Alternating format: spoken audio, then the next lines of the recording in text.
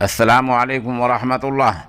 सामीन किराम, 14 जुमादा सानी है, 18 जनवरी है। ख़बर का उन्वान है एक और इस्तीफ़ा। दूसरा उन्वान है बीजेपी के कई वज़ीर और एमपी अपने बेटों को टिकट दिलाने के लिए लाइन में लगे। ख़बर थोड़ी तफसील से सुन लें।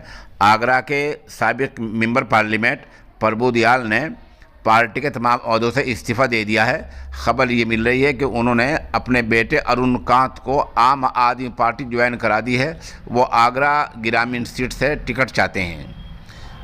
इसी तरह member parliament Rita Bahuguna Joshi Lucknow Cantt से अपने बेटे मयंक जोशी का टिकट चाहती हैं। उधर एमपी रविंद्र कुशवाहा अपने भाई जयनाथ को भाट पारानी हलके से टिकट दिलाने के लिए कोशिश कर रहे हैं।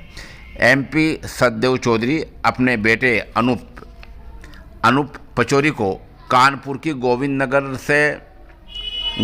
सीट से टिकट दिलाने के लिए जुगाड़ बिठा रहे हैं। मरकज़ी वज़ीर राजनाथ सिंह भी अपने बेटे को टिकट दिलाने के लिए दौड़ में हैं। इस तरह कुल मिलाकर बीजेपी में भौचाल मचा हुआ है, एक हलचल पैदा हो रही है और इक़्तिदार मुंह से नहीं छूट पा रहा है।